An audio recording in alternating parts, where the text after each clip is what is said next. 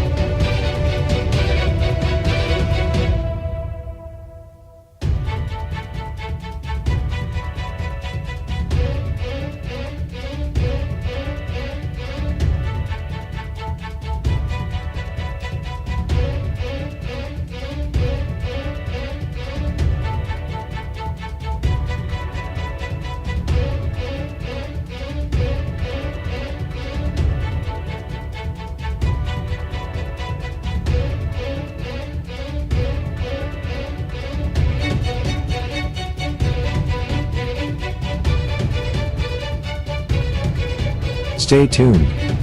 Your program will begin shortly.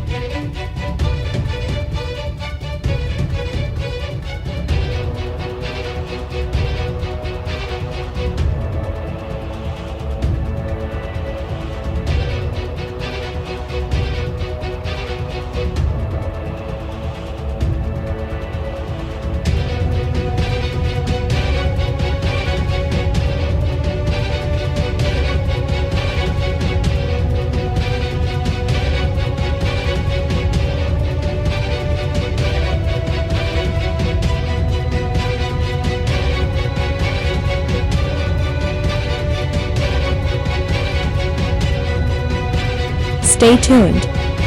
Your program will begin shortly.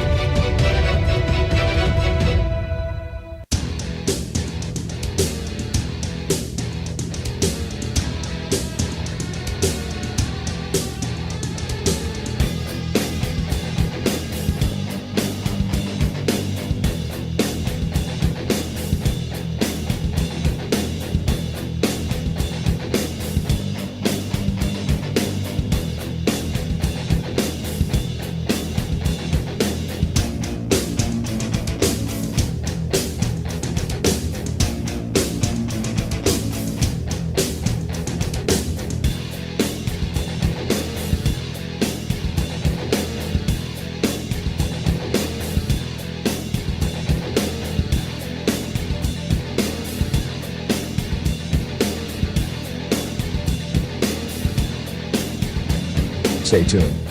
Your program will begin shortly.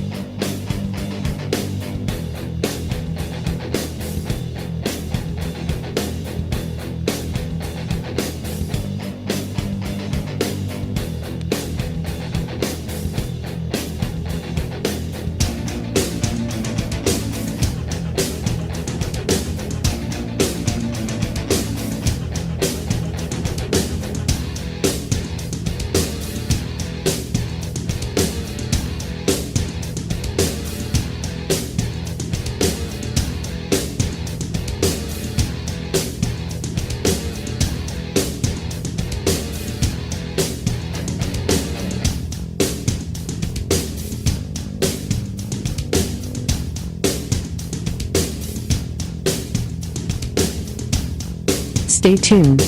Your program.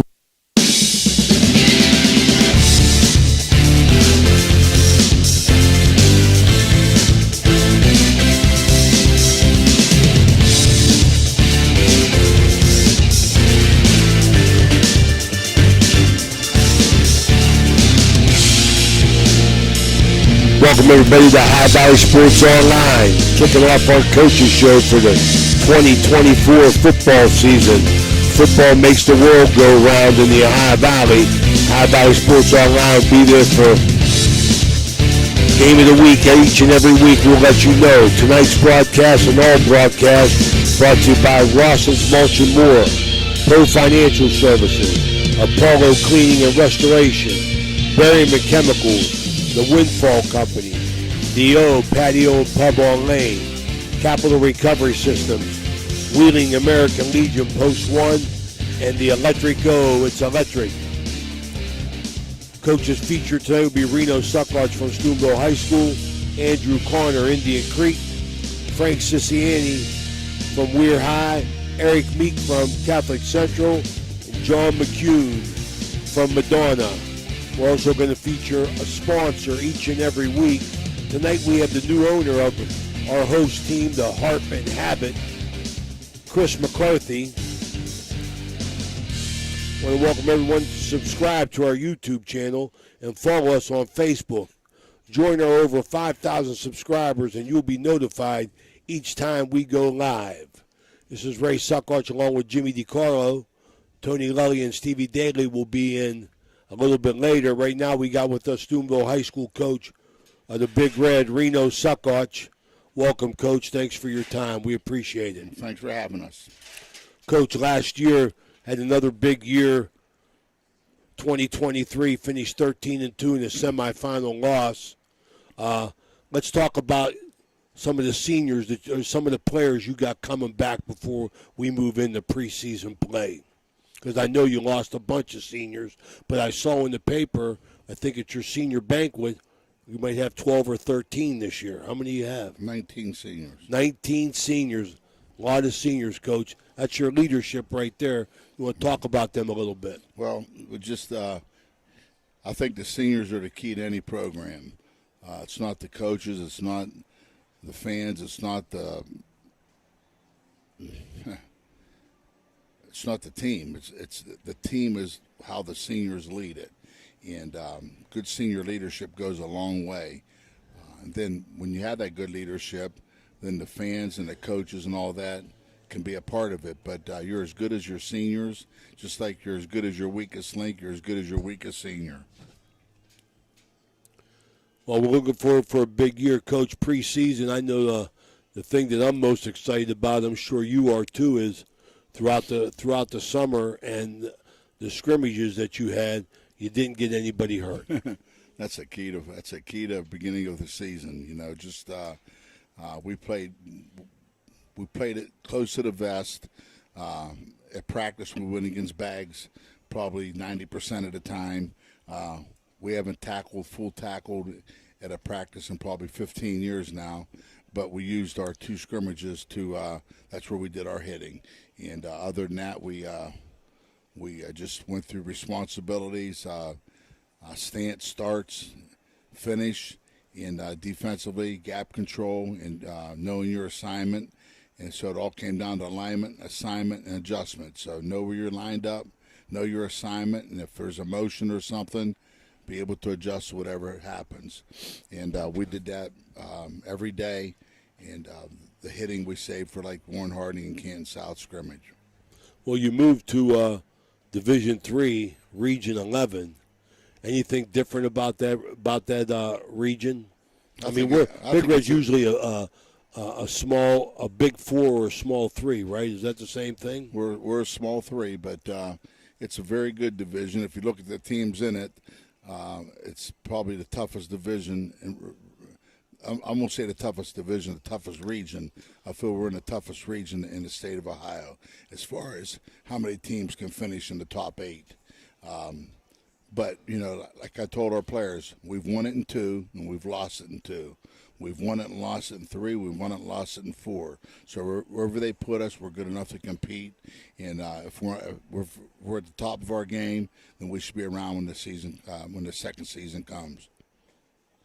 Well, I know you don't want to focus past week 1, but let's talk about your schedule, Coach. Anybody new on the schedule this year? We got a lot of new teams on the schedule. We were hoping to end up with Canfield the 8th game, but they have an open date and they weren't responsive. So we're going to end up playing a team from Canada, which They won't count as far as points go, but they'll help us with a divisor. So our divisor will be 90 instead of 100, and but we needed a home game, and so we played them. But we play Long Island Lutheran, which is probably one of the better teams that we played from out of state. We play Erie McDowell; those are 10-9. Our second game is with New Philadelphia away, the Mooney away, and then we come home to Obama, Dover, Wheeling Park, and Lindsley. So that's our schedule. Yeah, you got some familiar faces on there as well as some new ones. Okay, you want to talk about anything special in the practices or the scrimmages that I'm you here to had? answer your questions. So whatever you guys ask, I'm ready to answer because I'm not prepared for this. This was the last thing on my mind, but I owed Dan a favor, so I came over. That's right. Dan's an intimidating dude. Jimmy? Yeah. You've got, I think, some of your strengths, but I see, Coach, is your depth, which you deserve credit for. You really get to play kids a lot in past years. You put them in key situations. You've got quarterback depth. You've got line play depth.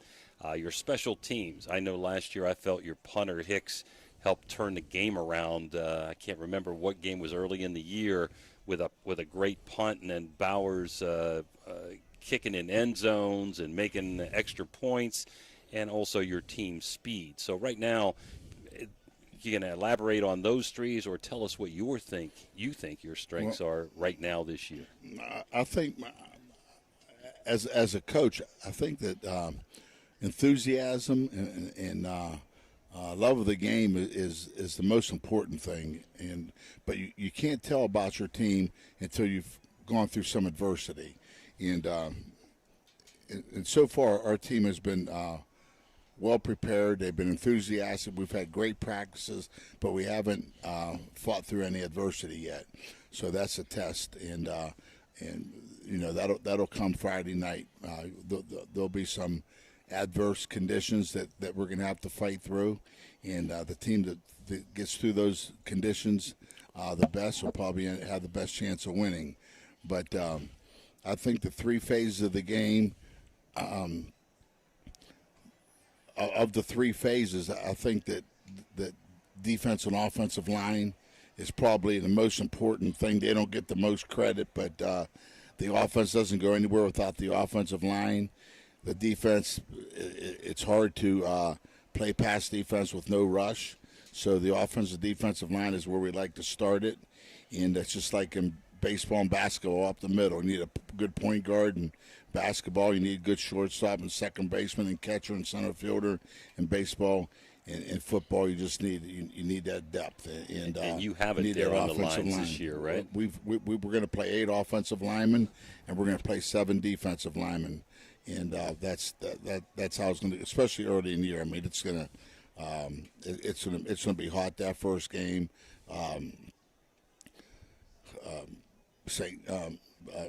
McNicholas doesn't have. I think they might have 2 players that go both ways, where we have 8 of them, and so depth is going to be very important. I was really impressed with your season last year. As Ray said, 13-2. Most people would be ecstatic to get to the state semis, and I'm sure all you want to do is win one more when you don't make it all the way. But last year, I was very impressed in the games I saw with your offensive diversity. And if you want to give some kudos to some of the coaches there, I'm sure you're the orchestrator there of that. But, you had quick outs last year to Hill and Sewell, let them go one-on-one. Also went on fly and post patterns. You had quick tempo. You had slow tempo. You had tight end screens, sweeps, powers, traps. Your offensive diversity was very impressive to me last year. About a shout-out to any of your coaches. Joe Saccoccia and Brenton Colabella, they run our offense, and Joe's the offensive coordinator, and Brent coaches the quarterbacks, and they spend a lot of time with that offense. Then our receiver coaches, Bubba Constantini, running back coaches, Ian Winnington, and then we just everybody pitches in. We got 9 coaches that work, but 4 responsible for offense, 4 responsible for defense, and then I just stand around and blow the whistle. Coach, focusing in on your opener with Cincinnati McNicholas, 6-6 last year, Division 3, Region 12. They win one in the playoffs. They lose one in the playoffs. They lose to Clinton Massey, which Big Red's familiar with. They're coached by a hometown boy, Mike Orlando. His father was a good friend of our family's, Jimmy Orlando. May he rest in peace. How about this Cincinnati McNicholas? I played on the first team that Jimmy Orlando coached at St. Anthony's in the 8th grade. He just got back from the service, and we were the first team he had at St. Anthony's, and he coached for years after that. But, Jim passed away, and he was a good friend of mine, and I really don't know his son that well because he hasn't been coached around here, but he was a very good player for Central. And it's funny that the end of that state championship team, when he threw the ball up in the air, and one of our coaches caught it. So Cimarella was on the sideline then, and now he's coaching for us, and Mike's coaching McNicholas. So that's just you always try to find some laughter in situations, but Mike does a really good job, and like I told our players, he's been there for 12 years, and this is the first year he called us, so that means they have a pretty good team coming in, so we better be ready. Absolutely. That's usually the giveaway whenever somebody calls you. How about a little bit more about McNicholas? What do they look like to do offensively and defensively? Well, their 2 best players are quarterback and running back offensively. They're replacing 3 receivers. They have 3 linemen back. One hasn't played yet. He was their center last year, and I believe if he comes back this year, he'll probably move back into center, and their center will move to one of the guards. But they had 3 offensive linemen back. Defensively, their 2 best players are one of their defensive ends and one of their inside linebackers. But they're pretty steady at every position, and they have 2 move-ins, number 28 and 29. We didn't see them on the roster last year, but I believe they're from Cincinnati St. Xavier, and they're working their way into the lineup. But they're a well-coached team. They keep you. I mean, you have to be gap control. You have to be gap sound, and their quarterback does a real good job of starting one way and cutting back, and they do a good job of blocking that gap scheme and zone scheme. And we just have to. Defensively, the best thing you can do is read your keys. Keys normally don't lie, and very seldom do coaches spend a whole lot of time with false keys. And a false key might get you once in a while, but if you can stop their 2 fundamental plays and their 2 fundamental passes and react to everything else, I think you're doing a good job. So we just have to be locked in on what we feel we have to stop and adjust everything else. He's got a couple sons playing, I heard. And he has one one of them, son. He's a backup safety and the second tight end that comes in the game. Sam Orlando is his name, named after his grandpa. No, that would be his great-grandfather. Yeah. That would be Jimmy's father. And they owned Orlando's downtown for a long time, but that's Sam Orlando. And I don't know that he has another son. He may have another son, but I know that this one's number 14, like Michael was, and he plays safety and tight end. Well, this segment's been sponsored by Jimmy Saltzman and Fort Steuben Maintenance. He's been good to High Valley Sports Online, but he's been real good to Big Red as well, too, Reno. Well, he's been great with us. I mean, he does anything he can to help us. His son was a really good football player for us. And I believe his son's working with him now, soon to take over. That's what he told me. That's a family Dad business. didn't tell me that. I'm just kidding, Jim. Jimmy? Oh, I just want. Hopefully, you go 1-0 this Friday, as you always want to do. Get off to a good start, and the first of many games. Hopefully, this year you'll be playing that 16th game. I hope right now that it's just a beautiful week, and opening week is just if you're coming off a losing season, opening week is so hopeful for you to get off on a good start. If you're coming off a winning season, then opening, you want to see what you have coming back. So, I mean, no matter how you look at it, no matter what happened last year, the opening week of football is just, like I told our players, it's something to walk up the ramp to the stadium. But when you're walking up that ramp and you know you're going to get out there and play, there's a big difference. And so they won't feel that until Friday. Now, the kids that are back know what's up. But the kids that are getting their first start Friday night, they're really going to it's really going to be a welcomed experience for them. And it's just something that I learned a long time ago. If you build a good, strong foundation and tradition, it never graduates. And hopefully our foundation and tradition never graduate. You got a lot of good sophomores coming up, I'm hearing, too, this year. Our sophomore class is a really solid class. They gave us the best scout look that we've had in a long time, and I told them that several times after practice. I held them after practice and told them that we appreciate the way, and they've improved, man. And I think there's like 26 of them or 27 of them, and I think we have 27 sophomores and I think 22 juniors and 19 seniors. And then I think we have 24 freshmen, and we have 81 7th and 8th graders. So the numbers are there. Numbers are there, man. That's a great thing, man. Yeah, and it's just, like I tell our kids, football doesn't have to be your favorite sport. Competing's got to, you got to want to compete. But football doesn't have to be your favorite sport. You could be a great wrestler. You could be a great basketball player. You can love baseball. But you come out with your friends, and if you want to compete, competing is even more important in the weight room. The weight room gets you ready for physical prevention of injuries and things of that nature, and get you stronger where you feel better about yourself. But there's nothing like competing. And we have, I think I counted 52 players that played 2 sports, and I think we have 22 that played 3 sports. So and that's important to me. Sure is, man. It's the way it's supposed to be. Lastly, you have great team chemistry, and that's a tribute to you because you get kids in. They know if they work hard during the week, they normally get an opportunity to get in there. And that's the hardest thing to build. I'm glad you bring it up. Team chemistry, team unity, and team work ethic. That's the 3 things on our wall. Chemistry, work ethic, unity, and that's so important. And Steubenville parents do a great job of developing we kids.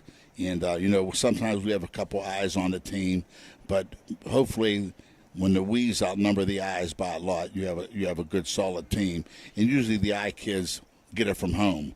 But Steubenville, if you look at the OVAC, there's 54 teams in the OVAC, and only 2 on the high state won a state championship in football, and they're both from Steubenville, because Steubenville is a we city. And I believe that. I believe the whole city is we people, and I just feel that that's why both teams are successful, because their we's outnumber the me's. Well, best of luck Friday. Thank you. Ray? Absolutely. We'll be there Friday night, Coach, and looking forward to seeing the Big Red in action, and wish you the best of luck, and we'll see you next Wednesday. Thank you very much. Right. Thanks for having us. Thanks for coming. Appreciate you. That's Thank you. Reno Saccoccia. No trick questions. I like that. Okay. The Reno Saccoccia Steubenville Big Red, sponsored by Fort Steuben Maintenance, as they take on Cincinnati Archbishop McNicholas, 7 o'clock, Harding Stadium. Okay, next up we're going to have Andrew Connor and the Indian Creek Redskins. Thanks, Coach. Andrew Connor, he's so nice, he got 2 sponsors. The Steel Valley Regional Transit Authority, SVRTA, and as well as Everhard Funeral Home. No, we're going to keep on rolling, or we're going to take a break. All right, let's take a break here and get Andrew's helmet up here, Jimmy. We'll be right back. You know, Fort Steuben Maintenance should be your first choice when it comes to any and all construction projects, whether it's commercial or residential. Make Fort Steuben Maintenance your first call. You can rely on them to be the experts when it comes to roofing, concrete, plumbing, carpentry, just about any job that needs done. Fort Steuben Maintenance, they're fully licensed and bonded and will even give you a free estimate. Fort Steuben Maintenance. You want the number? 740-283-4890. Ohio Valley Sports Online is your sports authority. Follow us on Facebook and subscribe to our YouTube channel. Live streaming high school and NCAA sports, plus weekly football coaches shows right here on Ohio Valley Sports Online. SVRTA can connect you to all kinds of destinations. Whether you need to connect to the Pittsburgh Airport or connect across the river to Weirton, SVRTA has the connection you need. SVRTA and its connectivity can also connect you to Wheeling, St. Clairsville, Robinson, and downtown Pittsburgh. With SVRTA and its affordable annual pass, wherever you need to go, SVRTA can connect you there. Everhart Bove Funeral Home, they believe you should take care of your loved ones while you still can. Pre-planning at Everhart Bove ensures that your family won't have to worry about the stress of final arrangements during this most difficult time. More importantly, they won't have to worry about how they'll pay for it. Visit Everhart Bove Funeral Home today and discover all the affordable options available. Everhart Bove Funeral Home, Wintersville, Richmond, and Burgolds. All right, we're back here at the Harp and the Habit, our host for our High Valley Coaches Show, High Valley Sports Online Coaches Show. With us now is Andrew Corner, head coach of Indian Creek Redskins, sponsored by Everhart Bove Funeral Home as well as SVRTA.com. Andrew, thank you so much for coming in. We appreciate it. You got a little change this year, Division 4, Region 15. Coming off a 2-8 season, Andrew, where you played a lot of kids. How about your kids that you got returning from that? We feel good. I mean, I think that the kids that we played, we always say that you can't simulate game experience, and I think a lot of those kids they kind of grew up last year on the football field, and we told the kids they have no excuses. We have no excuses as a team this year. I mean, we've got a lot of kids back, a lot of starters back, and some of these kids are 2 or 3 year starters, and we feel like we are in a position right now to maybe take that next step and get this program turned around. That's a good thing. How's your summer workouts and your conditioning been going for you? It's been good. I mean, our attendance has been really good this year. The kids showed up. They worked hard. I think they understand the importance of what we had to do in the summer to get ready for what we're going to do here in the fall. And I think the kids are excited about the opportunity and the chance, to look at the challenges we have with our schedule and get after it. How'd your scrimmages go, Andrew? Who'd you scrimmage? How'd you do? We scrimmaged Columbiana, which we do every year. Bob Spate and me have been scrimmaging, I think, now for 20, 21 years. We did really well against them. They're a smaller school, but they play hard. And then second scrimmage was a quarter scrimmage against Carrollton that we ended up winning 20-7. And I thought for the first time in a couple of years that we were able to handle Carrollton's physicality, and we were able to do well up front, both on our offense and defensive line. So, we came out of that, most importantly, not injured, and we think we came out of that building up some momentum for going into our opening game against Cambridge. You've played a lot of young kids. You're playing 15 and 16-year-olds against 17 and 18-year-olds the last couple years. Now's your time, I would say, with those kids growing up and the experience that you have.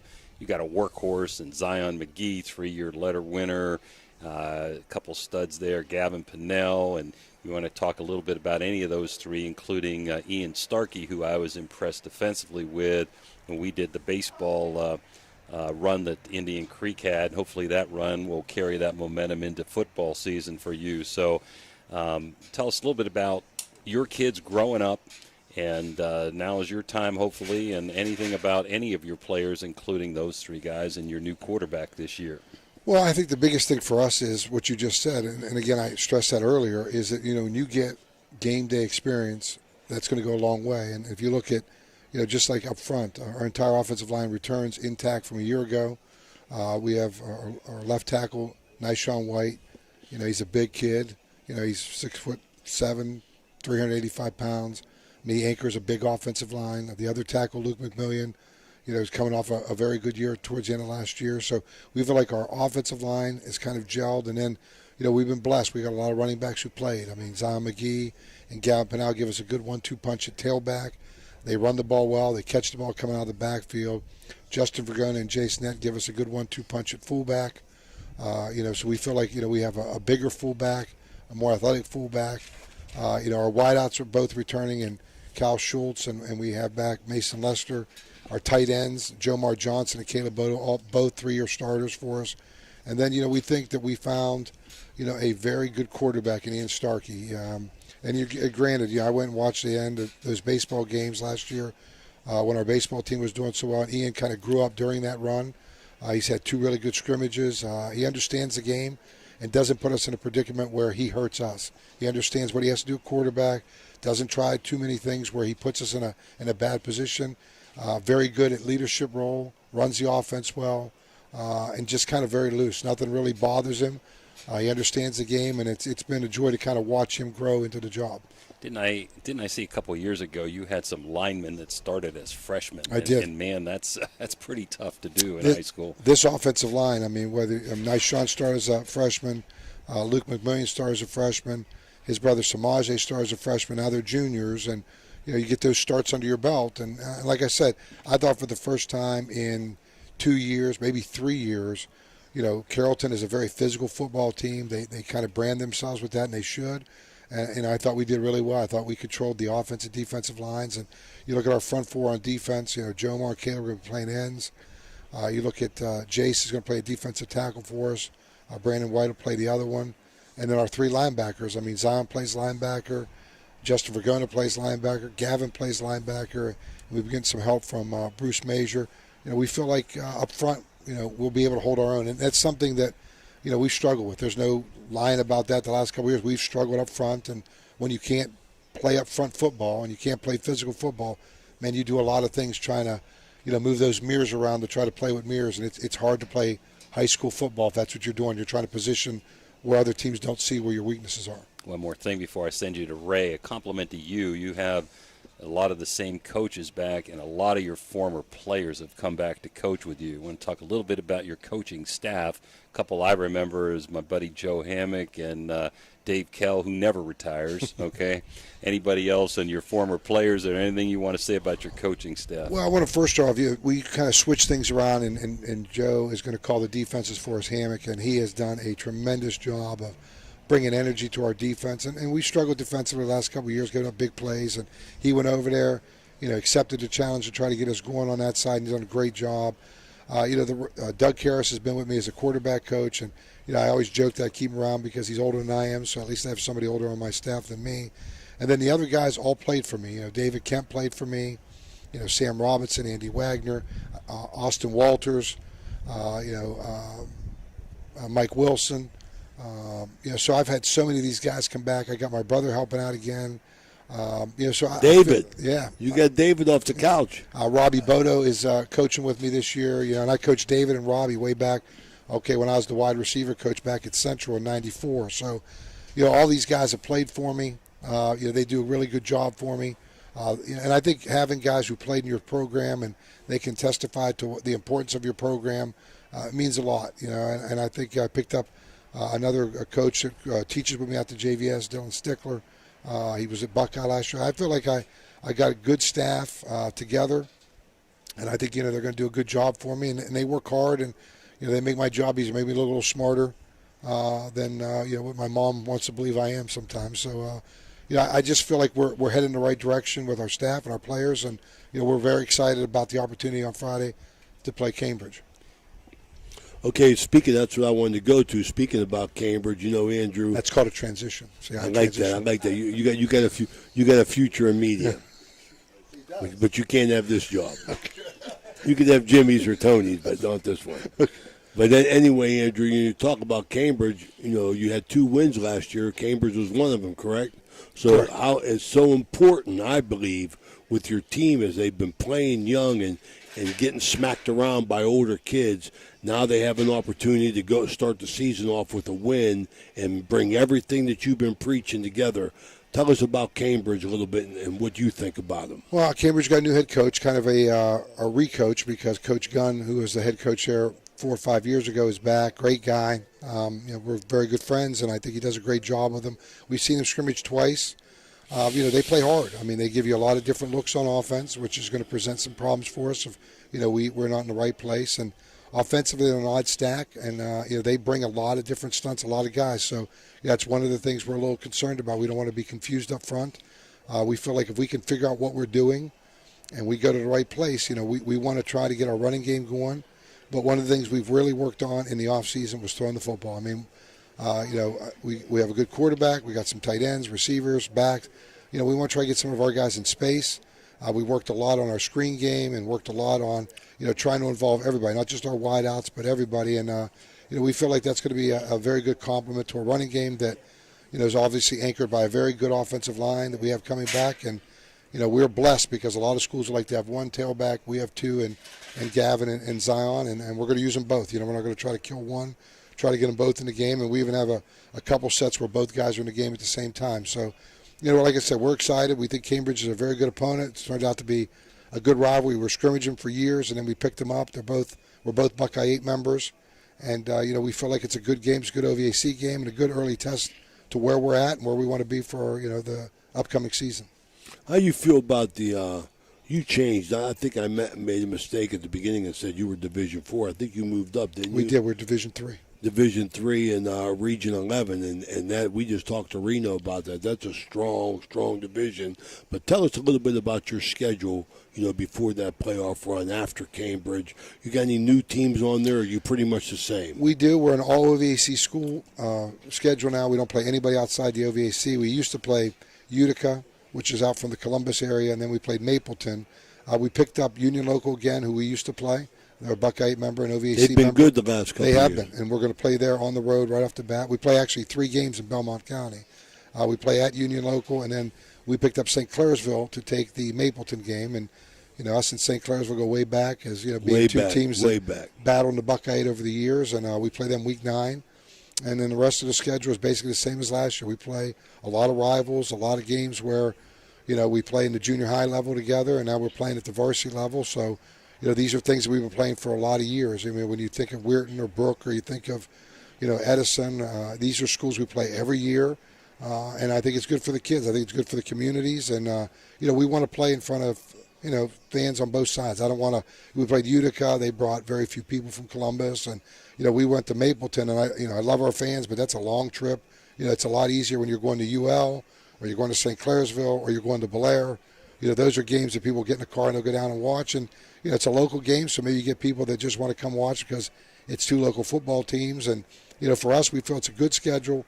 It's a demanding schedule. There's no easy breaks to it. Everybody is a rivalry. Everybody we've played, so you're never going to get a game where you say, well, that team is somebody you should beat. I mean, we're going to play schools that, are good every week. They're well coached, and, we feel like that's good for our kids. We want to be challenged every Friday or in that one case Saturday when we play Blair. And I think the kids are looking forward to it, and, we're excited. We think we have a good schedule to prepare us for, whatever may come. And, if it's meant to be, that schedule will get us ready to play, beyond the 10 weeks, and that's what we're hoping to do this year. Well, I know you take them one at a time, Andrew, as far as that goes. And we talked about every week being a rivalry for you. You can't let up. But who made that schedule up? Joe Dunleavy. You know what, Coach D lets me schedule what I want. So it's we want a tough schedule. We want an OVAC schedule, and I feel good. I think 2 strong teams you picked up: Union Local and St. Clairsville. Who's the third one you said? No, those 2 pick up for the 2 schools we're playing from out of the area, and and we feel like I said that when you play those schools, you get the best out of your kids. There's a part of me that says that I don't have to do anything to get anybody's attention or get anything because they all know each other. Those kids will be talking to each other and, ramping up whatever we're going to do on that Friday night. And our kids looked at that schedule and they were excited. And I think our fans are excited. It's 5 home games, 5 away. Like I said, 3 trips to Belmont County. So, we'll be Belmont County Warriors this year. We go to UL, Blair, and St. Clairsville. So there'll be 3 very difficult games and traveling to those 3 spots, which all 3 schools have been pretty good the last couple of years. Well, I think in reality, Andrew, I used to be a big rah-rah pep talk type of guy. And I look back on it, and I wonder, I always say to myself, and now as I'm older and dumber, I say to myself, I think I wasted time trying to get kids motivated because, heck, if you can't get motivated to play a game, then why are you even out here, But I think them rivalry scheduled games maybe makes it easier for preparation. You know what I mean? It does. I think it focuses in because it's not like, hey, I don't know anybody at Utica or who's Ashland Mapleton. They know kids at Weirton. They play basketball, baseball against them. They run track against them, wrestling. Same as Brook. It's the same as when we go against, Cambridge or anybody else, Union Local or East Liverpool. East Liverpool's been a long-standing rival all the way back to the beginning of, Indian Creek going back into the Wintersville days. So yeah. I think when we play these games, it makes the kids vested. And it helps us, win or lose, move on.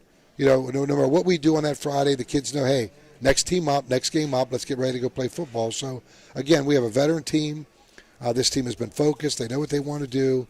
We have high expectations. And I told them we shouldn't back down from that. We've waited for this group to mature, to get older. Now they're there. I think, this is our year to try to, like I said, see if we can't get this thing righted and head in the right direction. Well, I know that your fans have been patient for you. The fans and the administration that I talk to feel that playing all them young kids, you were going to take some lumps and get ready for the season. Do you think that adds any pressure to the kids? No, because I think here's the thing. If you're going to put this time and effort in, I think the number one motivation is I want to win because I put the time in.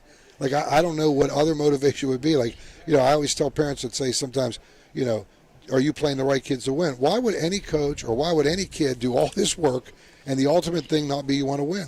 For me, I play the 11 guys in football that I think will give us the best opportunity to win a football game.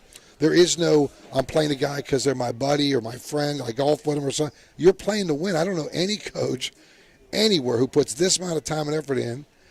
You're going to love your kids. I love my kids. But the ultimate thing is you want to win. And I think the kids, they're not coming to weightlifting. They're not coming to 5:30 morning sessions with any other idea than we want to win. Everybody is on the same page. Everybody wants to win. And I think that's the biggest motivation is, you put time, effort in, and the end result is you want to be in front of your band singing your alma mater or fight song after you win a football game, raising your helmets up. And that's what we plan on doing. We're excited. We're given an opportunity here to kind of right the wrongs of last year. And, our kids have been chomping at the bit to get back on the field. They're excited this week. We had great practice, a lot of energy, and, we're ready to go. Well, you took the words out of my mouth. I think it's, even for my 21 years coaching, I always would tell other coaches if they got mad at another coach, which I did as well, you don't want to throw any dirt on a coach because I've never met a coach in my life that didn't want to win. So the thing that you do, it could be questioned, but your intentions are the fact that coaches do what's best for their team. The guys up in the stands or, in the restaurants talking about it, they don't know that what you're doing every single day, putting the time in. I was out talking to your administration. We're giving a scholarship this year in the name of our good buddy Frank Colella, and I appreciate the great support, Andrew, led by you, that Indian Creek has given the foundation, the Frank Colella Foundation, with this helmet. We're going to raffle this off. But I heard a lot of enthusiasm down on the field. I couldn't see your practice. I tried to go over, but they threatened to arrest me. They said all your practices were closed. But I heard a lot of enthusiasm going on here. Has that been the case every day? It has been. The coaches have taken a vested interest in doing this, and again, they have a vested interest. They're ex-Redskins. They want to see the program get back to where it was. And again, it's not been for lack of effort over the last 3 years. It's just been, our maturity level and playing younger guys. But like I said, I told the kids, we're running out of excuses. It's time to ante up, and I think the kids have taken that. They've run with that.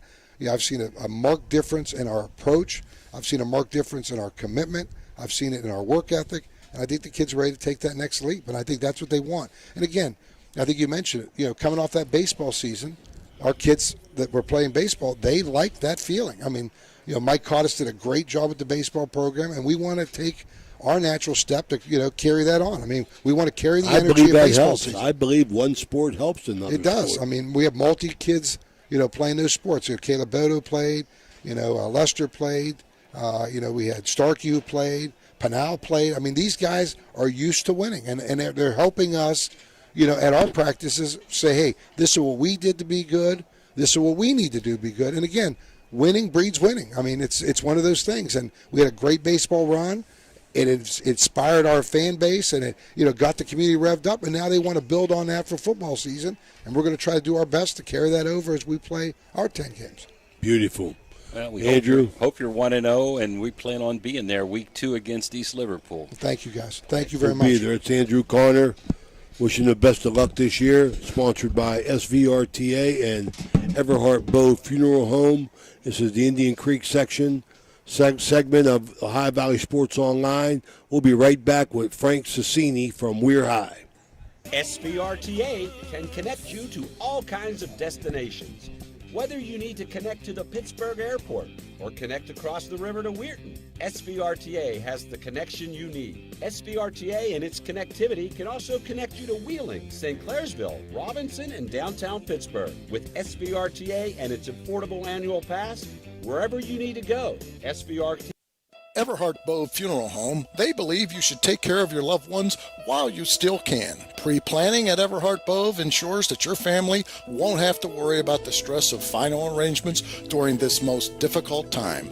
More importantly, they won't have to worry about how they'll pay for it. Visit Everhart Bow Funeral Home today and discover all the affordable options available. Everhart Bow Funeral Home, Wintersville, Richmond, and Burgolds. You're listening to Ohio Valley Sports Online, the sports authority. If you want to get your message heard, visit us on Facebook and leave a message. Ohio Valley Sports Online is on any connected device, phones, tablets, smart TVs. Follow us on Facebook and don't forget to subscribe free to our YouTube page. Type in OVSO. You will get immediately notified the instant we go live with our next broadcast.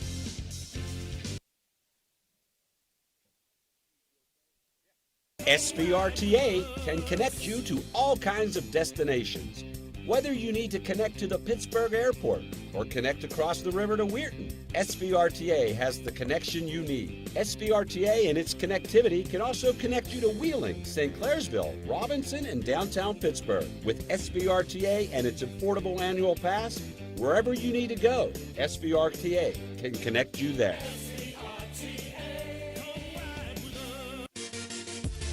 Blakemore Insurance Agency is exclusive to the senior market. We represent a variety of Medicare supplements or Medicare Advantage plans, giving us the ability to offer some of the most competitive products from the top insurance companies in our country. Our loyalty lies with you, our customer, not the insurance company. Many of today's seniors are completely overwhelmed with turning 65 and going on to Medicare. Call Blakemore Insurance Agency today for more information.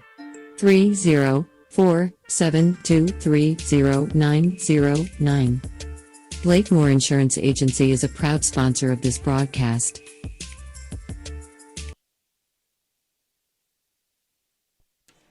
All right, we're back here. We got a little change in programming. Chris McCarthy, new owner of Harp and Habit, running a little bit late, so we're just going to shift things around. This is Steve Daly. I'm joined by my associate Tony Lully, and we're being joined by Weir High coach Frank Saccini, who's being sponsored by Blakemore Insurance. Coach, welcome to the show. It's always a pleasure to be here. You guys know that in our relationship. We enjoy coming over to see you guys. Well, glad you can make it here tonight. So just to recap a little bit, on 2023, your team, the Weir High Red Riders, advanced to the Class 2A state semifinal. Along that journey, you got the program's first playoff win at the new Jimmy Carey Stadium. You won 4 games against teams that were ranked in the top 5 in the state of West Virginia, and you won the OVAC 4A championship. So talk a little bit about last year's journey. It was ecstatic experience for everyone that was involved with that, and it was special because of the 100 years of Weir High football was celebrated during that process. And for us to come in as COVID head coach and COVID kids, as freshmen with Malachi and Corey Lyons and Mo Prentice and all the whole group, there was so many seniors, I can name them all, that to see them come in as babies, so to speak, and have them out there, in the fire early as kids, and have them develop and learn from the senior group that were there around, like Cam Jones and them. To see them make the run that we thought they could make in their senior year was very special for many reasons. And we sit in Weirton, and we always think we want to represent that school, and I want to represent that high school with the most I can give them, and to represent the community the way we did. In a year of 100-year Weir High football, and all the alumni seeing that was special. But to win that, OVAC championship for the first time in a good while, probably since 2005, I think, was special in itself. But to go 11-2 and one game away from the state championship and losing in the semis against North Marion, very, very great program that has done very well throughout the state last few seasons. To go down there and play a solid game of football but come up short was a big stepping stone for us in the program and where we want this thing to be headed in the future. Right.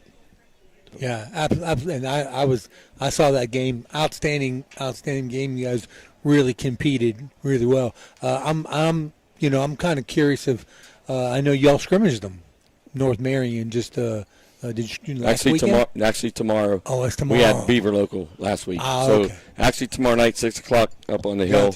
North Marion will be coming in to scrimmage us. Yeah, so everyone's welcome to come watch us. But 6 o'clock they'll be coming up to see us, and we're returning the favor. We have a good relationship with them. We've gone down to them the last few years, and now they'll be coming up to us. So it's a big challenge for us to go ahead again and play against a solid football program in the state of West Virginia. Yeah, very good. And before we get into that, I'm curious of your experience with the OVAC All-Star Game. I saw you on the sidelines coaching down there, and was that the first time you coached at the All-Star Game? No, actually my third.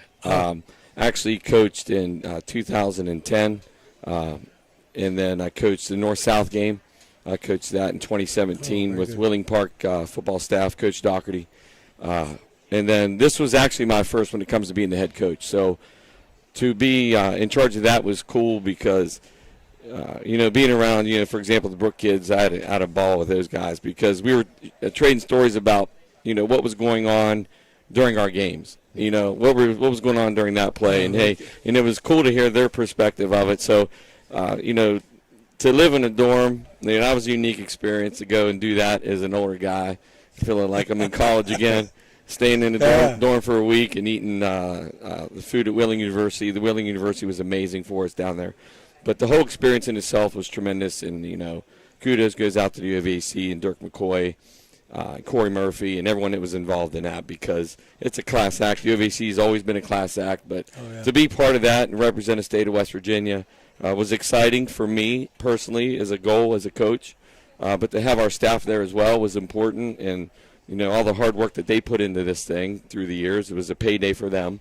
But all in all, I don't know if you saw the results, but it was a 13-13 tie. Oh, yeah, I went to the game. And we did not want to end like that. That was a heck of a I actually asked the officials if we could please play an overtime period, but they had gone ahead and announced that to the crowd. And they did. It was a giant roar of boos. And we felt the same way. We wanted to play, but we understood, those are the bylaws. But 78 years of OVAC football.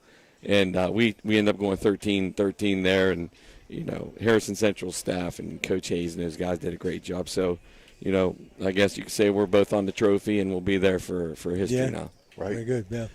Now, Coach, before we start even getting into the new faces that you're going to have replacing some of those key losses that you'd already mentioned,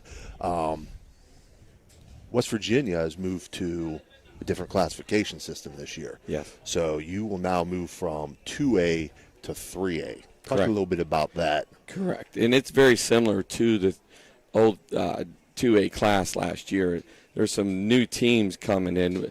Bridgeport was the biggest team that was coming in that was new to us with during the first change, so to speak. So we had a relationship with Bridgeport football before. We had played them in the playoffs in 2018. Tremendous football program. So they had jumped down or bumped down to the new triple. They were in the old triple, if that makes any sense. But it's quad A now, and it's triple A, double A, single A. But we stayed in the lower half of triple. There's so many moving parts right now with the whole thing. They're basically building the plane while it's in the air. We're not. One thing I'm not happy about is the timing. Right. This isn't the right time to be making these changes so late. We're a couple weeks away from teeing up, and we're finding out there's teams are jumping new classes and stuff. But right, yeah, I saw just the other day they announced that some teams had 22 moved. teams had moved about 2 weeks prior to this season. Right. How'd that affect your schedule? It didn't affect us. Okay. We did see that some teams really lost some quality playoff points based on the playoff system, where they lost, for example, Doddridge County lost a bunch of playoff points. So there's going to be lawsuits filed. It's going to get ugly, but I don't know where it's all headed. I don't know if they know where it's headed. But to me, the focus right now should be the kids and playing football. But right now we're caught up in some movement. But we're just going to, do what we do and play football and worry about what's on our schedule. And, we're one week at a time. I know it's cliche, but it's kind of where we're at with the whole thing. And we're just going to, do our due diligence and look on our end to see, what other teams are doing as well to see why they're moving. So we are looking into that. We're going to do that part. But right now we're just kind of in a holding pattern. And West Virginia SSAC, I believe they have the right intentions in mind. It's just I think, they're trying to get the pieces right. And I don't think we're going to know, how it's going to really unfold correctly, and probably till the whole season's over and the championships are done, and then I think they're going to reevaluate again. Right. Sure. So, again, you mentioned earlier in the show some of those names, some of the players that have moved on, replacing some big shoes to fill at quarterback, running back, along your lines at linebacker, DB. Yeah. Talk a little bit about those new guys coming in.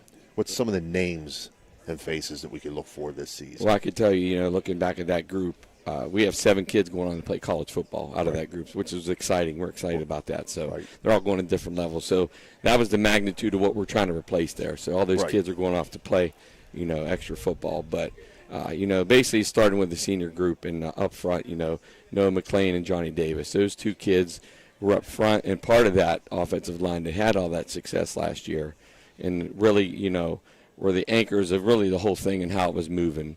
Being a counter-trade team last year, the way we moved and did some things was really cool because of those guys. So we're actually looking at those guys to really step in and fill that void of leadership and to, bring these sophomores along on the O-line that can come in and really try to duplicate what we did last year. We have a transfer quarterback that come in from Steubenville Big Red, Lucas McAllister. Lucas has been amazing. Very cerebral football player. Because of where he's been well coached. But, the arm strength and the way he can run the football is an asset. And it'll be very similar to what we had seen with Malachi Strohmile, where we'll see a lot of, opportunities for Lucas to, tuck the ball, maybe run a little bit. And, he's a kid that can, play very good defense as well as a safety. So he's another kid who'll come in and be part of that. So we have a small group of seniors, but it's a quality group of seniors that will come in and definitely do some things.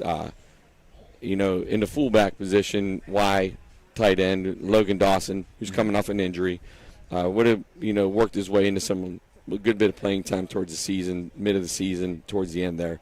But unfortunately, he had an injury to hit him during the JV game. But he's full form, ready to go, and he's been doing really well in camp, and we're seeing a lot of great things with him. So he's another kid that'll be in the mix there at fullback. But a large part of this thing, you remember from the playoff game, Demir Mauder. Oh, yeah. So yeah. Demir Mauder. Demir is Demir. So anyone that's going to game plan has to understand where Demir is, whether it's offense or defense. For example, in the Scott playoff game, we had injury in the secondary, and Demir had played at safety for us in the past, and we ended up putting him back there, and he had an interception in the second quarter. Yep. And he also had a big touchdown catch. So Demir is Demir. We're excited to have him, as one of the leaders of the team and making moves and doing what he does with his leadership. So Demir is definitely, one of those kids that is top notch. Maybe we'll see him at tight end a little bit. Well, he did a little bit of that last year. He caught a touchdown pass against Frankfurt in our first Frankfurt game. So he's done. We'll be moving Demir around in different variations. And then Ben Howard is another kid, a senior kicker, was a weapon for us. We actually got a little bit of a good draw against Toronto, where it hit and kicked back. We got an onside kick at halftime. Come out. He's back. He's a weapon for us on special teams. So those are the top kids. I got to start with those seniors, because those seniors are definitely a big part of what we're doing. Moving forward. Right. How are the numbers, Coach? 51. 51. Yeah, so that's a strong number for a double-A, program. Triple-A program now in the States. So. Did you make it through camp healthy? Yeah, well, we got a couple kids dinged up, but it's part of that process. It's football, so. We have a couple kids that are, on the shelf for now. But we're still working our way through this process. The state of Ohio is ahead of us, which you guys are all aware. So we are, just finishing up, the camp, so to speak. We have one more scrimmage. We got, the one we mentioned against North Marion tomorrow. But we're still figuring out, really, the parts and pieces of this whole thing as we go, as a coaching staff and working through the whole thing. Your staff is the same? I have a few changes. Coordinators the same? Tom Taylor. Tom Taylor does a tremendous job. He called the offense last year, and Tom is a mainstay in the program and the guy that's been with us through and through, and calls a great game. You saw some of the games last year that he called, so we're very pleased with what we get with Coach Taylor. But Dave Cowden will be involved. Coach Fetty's back. So Coach Fetty was the head coach at Madonna. Right. So now he's working with our O-line and D-line and special teams. And Jason Angle's coming in. He's got some football experience in the past. He's worked with a few coaches at Weir High. So we asked him to come back into play, and he's done a great job with us. Chris Hill's calling the defense. He worked with the defense last year with John Leary. We have George Martich that come in. He's more of a conditioning guy, and he's going to be helping out our JV program and stuff. John Leary will be involved, as a volunteer assistant, and Gerard Spencer is involved. So, if you look at that, if you hear that list, it's a lot of experience there, over 150 years of experience or more. And, I couldn't be happier to have a staff that works as hard as they do. And, it's evident in, the way we prepared for the OVC All-Star game in the 11-2 season OVC championship. It's a quality group, and I'm so happy to have them with me because they are a tremendous group. Yeah. Coach, as you've moved through this summer to this point, one scrimmage in the books, another scrimmage tomorrow night, where do you see your team as far as preparing for that Week 1 contest against Oak Glen on Thursday, August 29th? What do you see as your team's strengths right now? I'm not going to ask weaknesses because coaches don't like to talk about weaknesses. But what do you see as your strengths right now? Right now, we throw the ball decent, and it's really just all of it is a work in progress. So, it's hard to get a lot of the timing down right now because we got so many new faces out there. At our last scrimmage, Beaver Local, 9 kids out there out of the 11 were first-time, guys in action. Mm-hmm. So, I'd say it's an even kill thing across the board trying to figure out where we're at. But I'd have a better answer for you tomorrow night after that scrimmage. So, right now, I think, the identity or some, strong play going on up front because the guys I mentioned with McLean and Davis. So, right now I would lean in that direction. Mm-hmm. And, we're just kind of trying to figure out the pieces and put them in. But right now it's very fluid. We'll say that. Right. Sounds good. Yeah. Tony? No, I'm excited to see you again. Looking forward. I'll be there tomorrow. Friday. I'll come and see the scrimmage. Yeah, definitely. Look forward to seeing that. So again, for everybody that's watching in or listening, one scrimmage yet to go for Weir High. Their opener will be on Thursday, August 29th against Oak Glen. Coach, appreciate you giving us your time. And I love coming and doing this. We enjoy doing interviews with you, and good luck to you this season. All right, We'll see Coach, you thank next you. week. See you, buddy. Thanks for having that us. Was Weir High coach Frank Saccini. We're going to take a short break, and then I think we're going to be back with Chris McCarthy. Coach Meek. Okay, we're actually going to go with Coach Meek after the break, and then probably talk to Chris at some point after that. He may go last. He may go after Madonna, Coach. Okay, hey, we're flexible. We adjust on the fly, right, Dan? All right, so we'll be right back after this short break.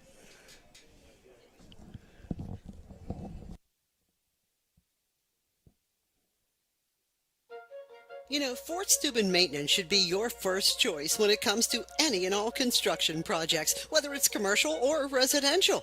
Make Fort Steuben Maintenance your first call. You can rely on them to be the experts when it comes to roofing, concrete, plumbing, carpentry, just about any job that needs done.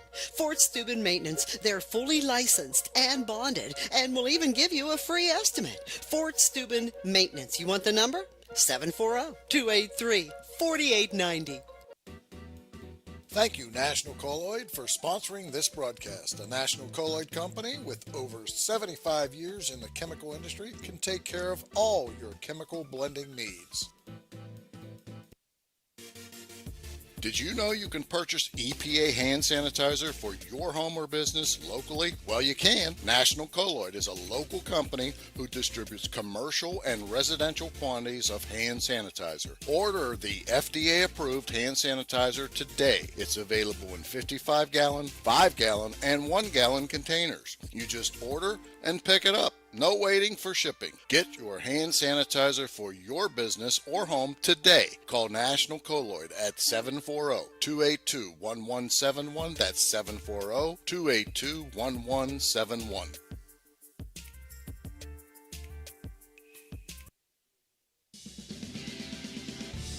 You're listening to Ohio Valley Sports Online, the sports authority. If you want to get your message heard, visit us on Facebook and leave a message. Ohio Valley Sports Online is on any connected device, phones, tablets, smart TVs. Follow us on Facebook and don't forget to subscribe free to our YouTube page. Type in OVSO. You will get immediately notified the instant we go live with our next broadcast.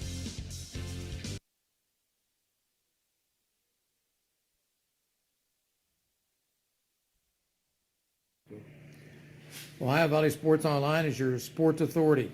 Follow us on Facebook and subscribe to our YouTube channel. Live streaming high school and NCAA sports, plus weekly football coaches shows right here on Ohio Valley Sports Online.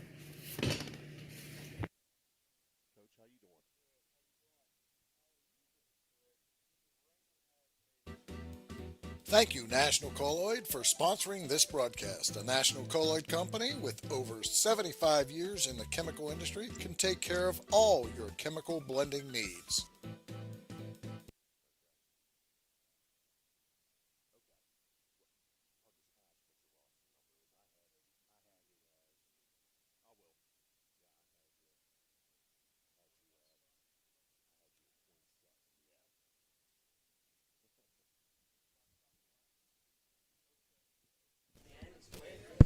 All right, welcome back here to the Harp and Habit, Ohio Valley Sports Online, our OVSO Coaches Show. We're being joined now by Steubenville Catholic Central head coach Eric Meek. His segment's being sponsored by National Colloid Company. Coach, just a quick recap. Last year, 2023, you went 9-1 in Division 7 Region 25. Your team was 9-0 before dropping the season finale. Your defense had 4 shutouts, forced 27 turnovers the course of the season. The offense outscored your opponents by more than 170 points. Talk a little bit quickly about last season, some of those key players that we saw throughout the year that have moved on now, and then we'll talk about the new faces that are going to step in and replace those. Well, yeah, it was a great year. We started off with a big win down at Wellsville. We really played well, 37-6, and our defense just really played great football. And when you play great defense and special teams, you can get a little more conservative, which I like to do, and run the clock. Yeah. And our running game was fantastic. We we adapted throughout the season offensively and ended up getting real comfortable just, being patient. And we had great senior leadership. My assistant coaches did a fantastic job. And those seniors really set the tone for the future. And they set a great example. And, yes, those kids played a lot of football, but they really became great leaders. And even on our chalkboard in the locker room right now today, there's something I wrote a week ago, and it says the best teams are led by the players. And that's true. When you have great leaders and they understand the culture and they understand what we expect from a day-to-day standpoint, and that makes my job so much easier. And I can, you've done this. Yep. It makes your job easier, and you can coach, and you can, and it's really satisfying. So, we got a good group back. We have some holes. We have some kids that are going to be playing Saturday night that, are going to be thrown in the fire. But they did pretty well in the scrimmage, the 2 scrimmages we had. So, but the game's a little bit different. The band's playing, everything's faster paced. And, of course, it's like chaos down there. You know what it's like. Right. It's going to be exciting. Wellsville's a good team. I'm sure you'll ask about them later. And it's going to be a tough challenge. Hey, Coach, you're talking about leadership. And as a head coach, is there anything that you do in the offseason to facilitate, like the changing of the guard, for instance, and facilitating the new leadership and developing new leadership in your underclassmen? Well, we start that in the weight room, and we try to have our seniors really step up, and also we have developed a thing. It's called Crusader Club in February, where we get the 5th, 6th, 7th, and 8th graders, and we have a 3-night thing. It's just like fun games. We might even arm wrestle. We do little things that kids really like. Sure. And the older kids are there. Then that's when we invite our younger kids to. That's Shannon. I'll take that. Sorry. That's okay. Sorry. Thanks, Shannon.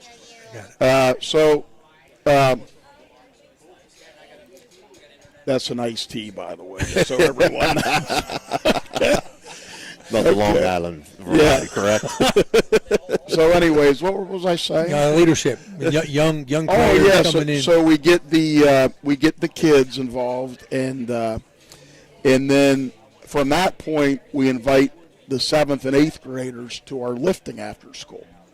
Okay. So that's like in mid-February, and then we kind of break it up. But the older kids will help the younger kids, and we do something called the overtime program, which I ran at YSU 30 years ago. Doug Phillips and I ran that, and it's a community service. We try to do one community service event a month in the off season with very good kids. So there's a lot of things that we do from a leadership standpoint. Very, very important. Thank you. Yes, sir. Coach, again, everybody looks at what you've lost. Going through and looking at some things and having done your games last year, cupboard's not bare. Right. I see you return all 4 down linemen on defense, correct? Yes. Your defense returns a lot. Defense was your strength last year. You return a lot of guys there. If I'm looking at this season coming up, I got to say, as an outsider looking in, it starts with your offensive and defensive lines, and you guys are definitely, that's got to be a strength for you going in. Talk a little bit about who you have coming in. Well, let's look defensively. We made a move. I mean, it's no secret. Wellsville knows because they have the film. We moved Noah Huff from defensive end to inside backer because we lost 2 really good linebackers in Braden Rouch and Tyler Iolenti. So we got Noah. Noah's a very smart player. On this huddle, as you know, as a head coach, you can see how many minutes everybody in your program watches huddle. Right. Noah's watching it at 4 in the morning. Wow. So he really knows football. So we got him there, and we got a couple sophomores, Kyron Busick and Nate Irvin, that are fighting out that other battle. And they'll probably both see time Saturday night. And then so then the defensive end, we have Peyton Rouch, who played tackle, but he can also play tackle. And we got Cam Bradley back. And then at tackle, we're rolling some guys. We got a couple newcomers, Justin Rowe, and we got Johnny Kostecki, Nick Mascio. We also have a new boy that just moved in. I don't know if he'll be ready this week, but he just moved in, a senior, about a week ago. So a little over a week ago. So, we just got to get him acclimated. And then in the second outside backer, we still have Jimmy Hernan and Timmy Mahalio. And then our secondary, is pretty good. I mean, so you got Tommy Purge at safety. I've coached some great safeties, and he's up there with all of those great ones I've coached in all these years. And then at corner, we got Matthew Sprocki, Zach Bryan. And there's some other young kids that are pushing. It's just, when we feel they're comfortable, we'll get them on the field. And they are playing some special teams. Right. Good.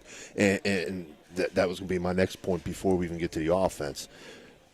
You lose an excellent punter and kicker in Daniel Bolster. Yes. He was unbelievable. He could have played at the next level, but he's going right over here at Franciscan and has his priorities right. And I think it's engineering, I believe. But he's really, just a great student, a great athlete, tremendous kicker. He was a soccer player. And, people were trying to twist my arm to get him to go play college football as a specialist. But but right now we got Tommy Purge is our kickoff man, but also J.P. Gessler's worked hard in the off season, and he's right there behind Tommy. He could get some playing time before the year's out, maybe even sooner. Peyton Rouch is our extra point man, and our punter's Noah Huff. Okay. But you don't replace a Daniel Bolster. But now we got to be smart in what we do. Right. Very smart. Right. Coach, I'd like to take a minute and talk about Peyton Roush. I saw a couple of your games, and that 72 really jumped out at me. He's got the body to play big college football. Has he been getting recruits from anyone? He has. Got great feet. Good motor. He's had an FCS offer, and he's had a handful of Division II offers at this point. And, everything, the process is so slow now with the new.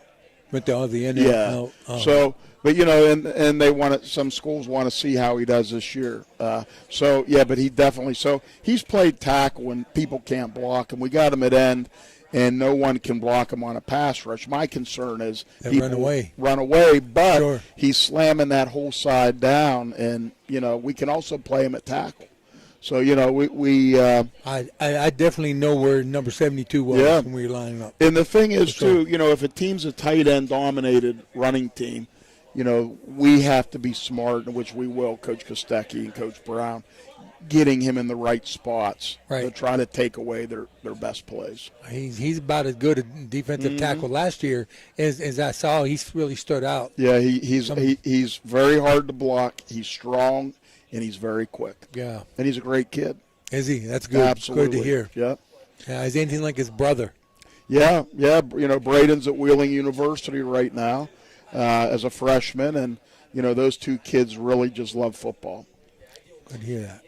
Yeah. Coach, flipping things over to the offensive side. You got to replace a heck of a quarterback in Tyra Iolenti. Matthew Sprocki stepping in that spot.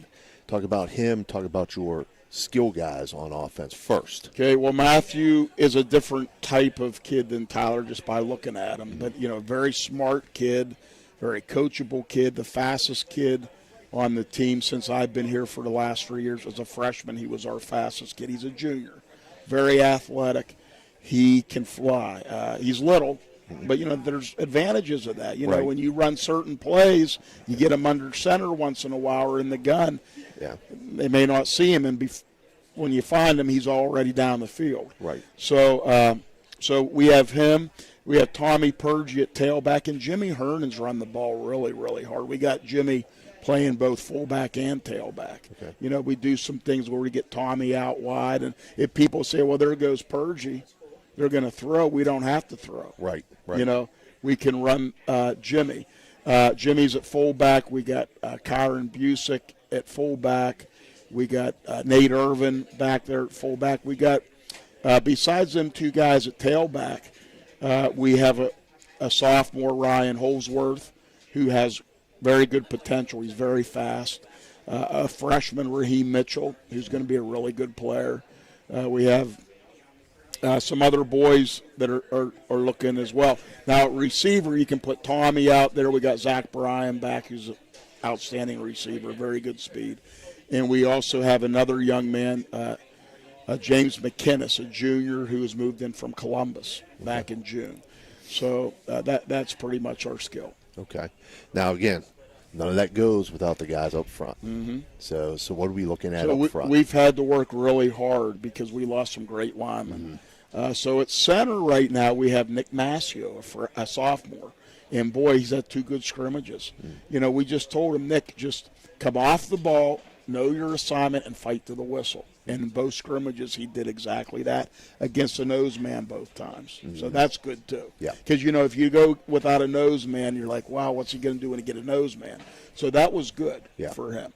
At right guard right now, we moved Peyton Rauch to guard because of our polling game. At right tackle, we have a couple newcomers that are battling it out and trying to get better each day, a senior Jeremy Orsay and a junior Alex Fedorov. At the other guard, we got Johnny Kostecki, had 2 good scrimmages, a sophomore, strong as an ox. I mean, benches well over 300 pounds. He did that as a freshman even.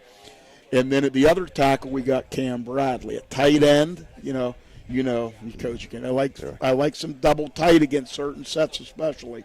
We got Noah Huff and Timmy Mahalio, who we moved there because we thought that would make us better. And he unselfishly went there. And I guess that's it on the line. Now, we don't have a lot of depth on the line, so that's a concern as far as bodies, numbers. Right. So we really got to stay healthy, and we really got to get better each day. Yep. So, Coach, you had 3 good running backs last year. You had an interesting offensive set, right? They went if I remember, like a full house all the way back. Okay. So 2 of those guys were seniors, correct?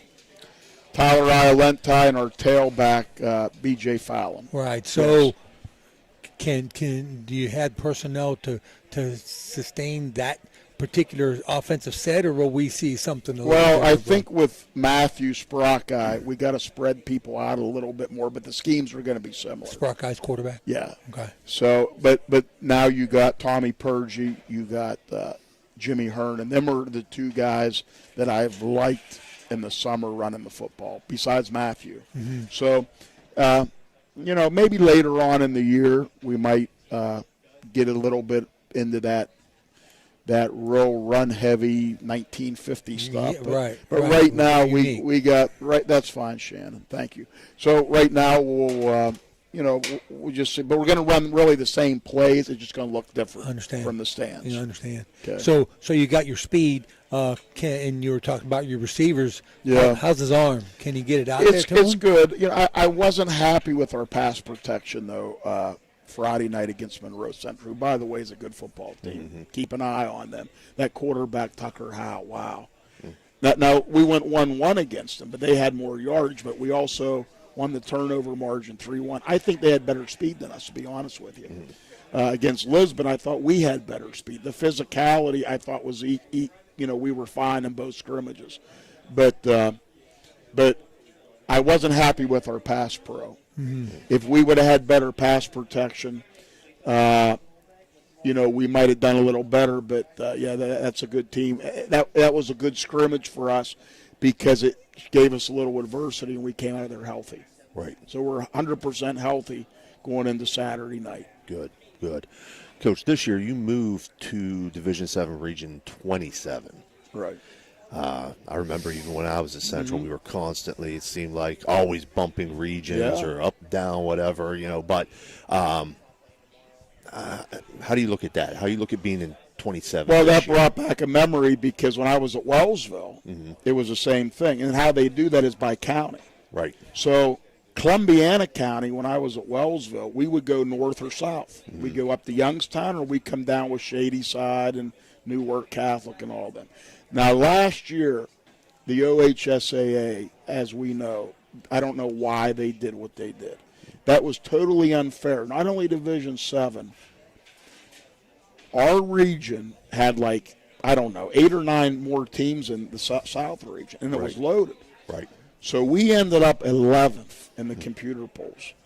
If we would have been in the region we're in this year, we would have been 4th. Right. Well, guys like Reno and Bob Spate from Columbiana, who are heavy major officers in the High School Football Coach Association, listened to us, and it was a great voice out in Columbus and said, guys, coaches are not happy. We need to just make it fair. So now they have balanced out the regions. So, give Bo Rugg and the people in Columbus credit, because that's a fair thing to do. So now it is more even. I don't care which region I'm in, but just make the same amount of teams. Right. Right. But see, like you said, Jefferson County, the way it falls geographically, it could go either way. Right. But you never know, because some years teams jump up to Division 6, or a power might bump down to 7.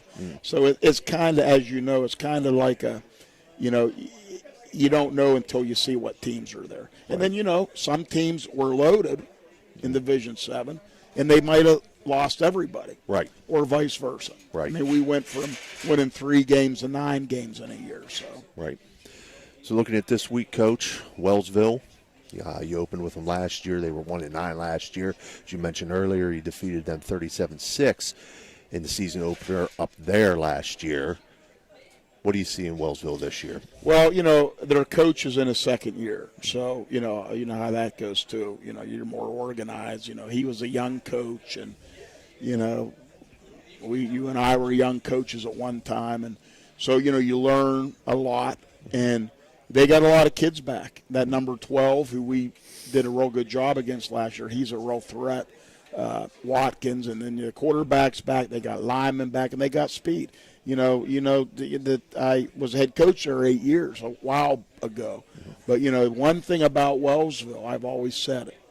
I taught there 16 years. I lived there, coached there. It's a great town, great people.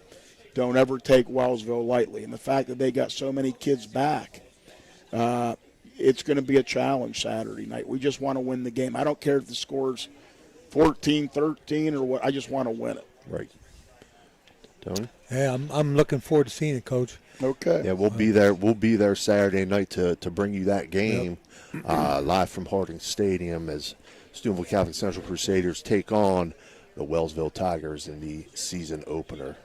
Coach Meek, thank you for your time. Thanks, Steve. Always good to see you. Yeah, you too. We had some great games, didn't we? We did. We did. We had some really good ones. It started. I was thinking of this when I was at Wellsville. You were at St. John's. Right. And then when I came back to Toronto, of course, you were at Central. Right. So. Yep. Some good ones. And good luck to you guys as well. Oh, thank you. Thank you. All right.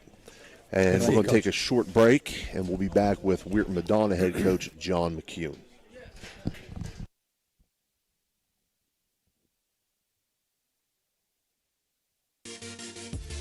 Blakemore Insurance Agency is exclusive to the senior market.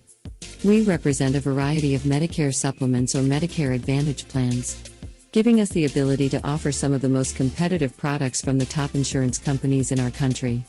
Our loyalty lies with you, our customer, not the insurance company. Many of today's seniors are completely overwhelmed with turning 65 and going on to Medicare. Call Blakemore Insurance Agency today for more information. 304-723-0909. Blakemore Insurance Agency is a proud sponsor of this broadcast.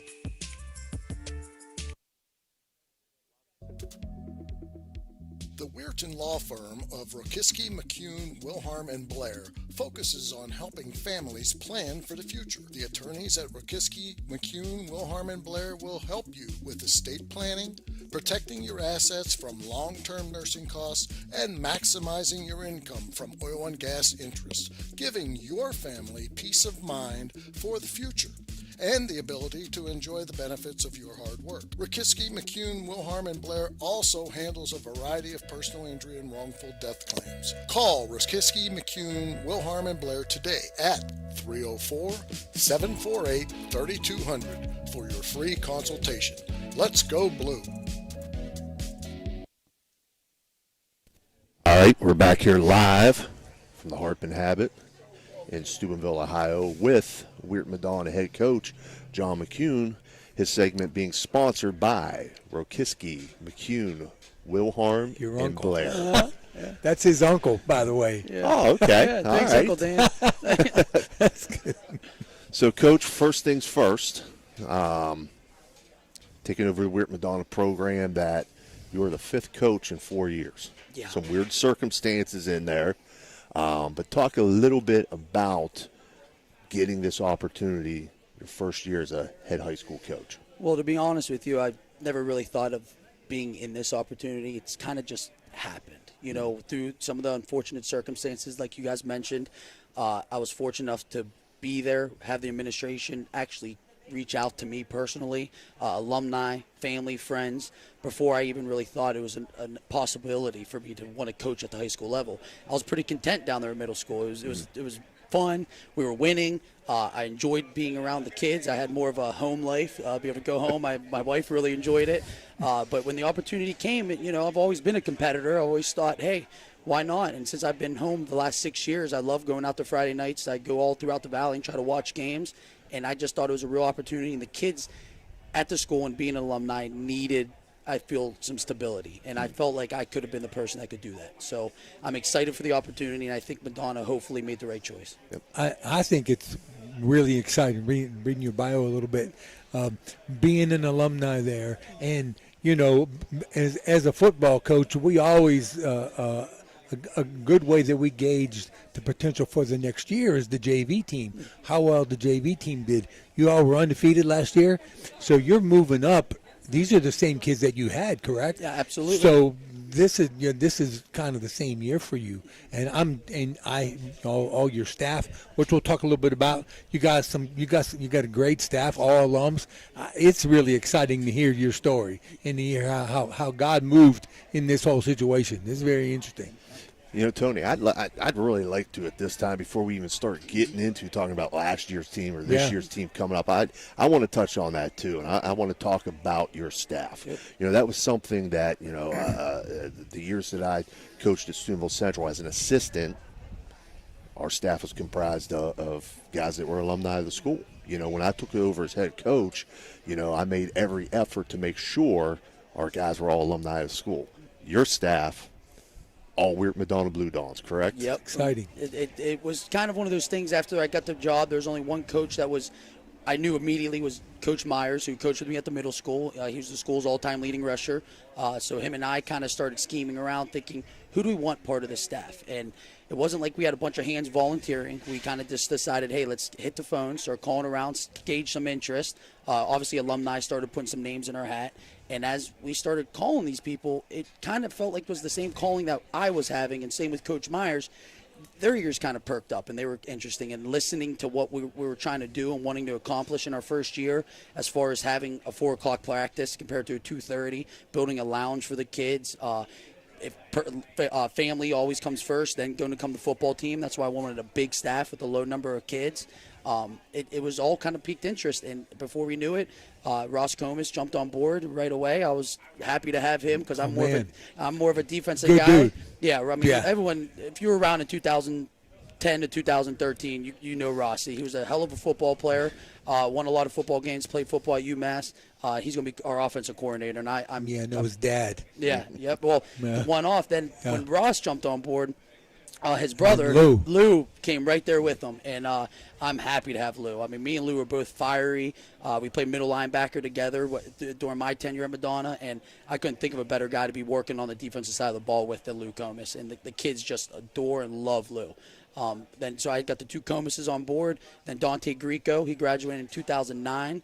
He's going to be working with our offensive line and D tackles. And then Matt Hercala, he was part of the 04 runner-up championship team, first team All-Stater. He's going to work with D ends and the tackles as well. And then Rob Gill, He graduated in 93. His dad was actually the principal at Madonna for 7 years. Then he ended up going over to Edison.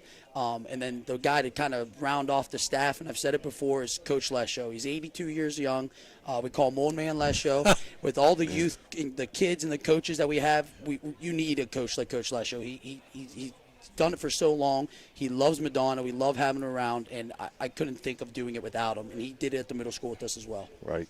So you mentioned two names there. Mr. Gill was also the principal at Steubenville Central for a while. Okay. That would have been in the mid 80s, I think. Yeah. He was the principal over at Steubenville Catholic Central. And then, of course, you bring up Ross Comas, who, as the head coach of Steubenville Central, the 2013 game was one of the greatest games I ever coached in. We're at Madonna undefeated, Steubenville Central undefeated. It was packed at Jimmy Carey Stadium, and Ross Comas broke my heart that night. But anyway, but he's a great guy, great player. Before we move on about that, obviously when you're coaching, you have a lot of conversations with these guys. Even though we haven't talked in many years and now we're together a lot, Ross did say that's the team that made me feel the worst I've had any football game in my 4 years was Steubenville Central. That was a heck of a game. Yeah. That was a heck of a game. Coach, you're taking over a team that went 6-4 a year ago.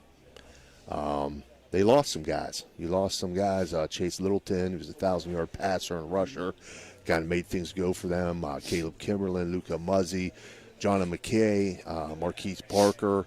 Some losses, but cupboard's not bare. You have some guys coming back. Talk about some of the guys that are going to fill those shoes this season. So, let's just talk about the quarterback just to start. Being a small school, only have 20 kids. We started camp with about 13 kids showing up. And we knew there were still kids within the school that were playing baseball and whatnot. But the one kid who actually played for us in the middle school level was Maddox Bowen. And he's been nothing but spectacular as far as showing up, participating in the workouts, listening to the coaches, working with Ross, being a young quarterback, and he's only a freshman. But we think the ceiling's extremely high for him. He's going to go through some growing pains, I think, like any freshman can. But obviously we thought the talent was there, the mind was there, and just the work ethic that we've seen from the 8th grade level through the summer, we just decided to give Maddox the keys to the car and just say, hey, this is yours.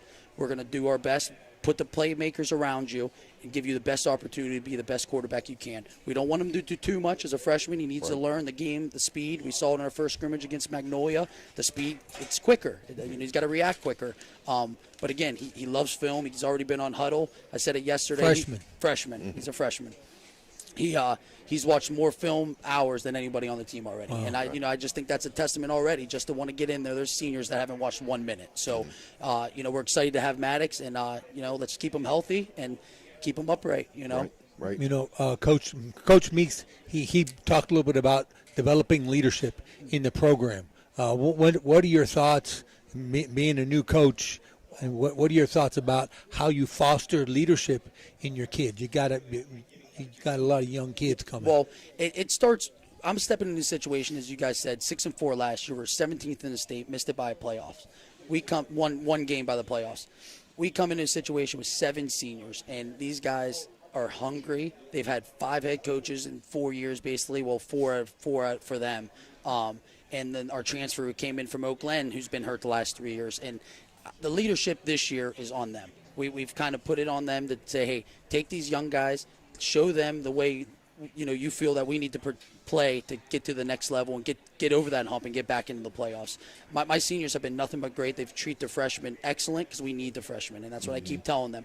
This is not a team where we can divide and conquer. We really got to be one team, and Maddox has actually been taking some of the leadership role. Even though he's a freshman, I've told my seniors, I said the quarterback eventually leads the team. That's who you need to be the vocal one in the huddle, in the locker room. And the seniors have been great, but having 6 first-team All-Staters, 3 state championship coaches, players that are now coaches. Yeah. I think the coaches too. We're keeping them on a short leash. We're trying to also be very vocal and be a leader as well. You got a bunch of freshmen, but I was looking at your numbers in sophomores, juniors, But what I see, your staff. The buzz in the school will bring those kids out of the woodwork, out of the halls. We got one yesterday. Don't you agree? We got one yesterday. A lineman that was been flirting around, Hunter Smith. We've been on him, trying to come. He wasn't sure if he was going to come back to Madonna. he got his physical this morning, turned it in, and he was at practice, getting his first practice. Come back to Madonna from.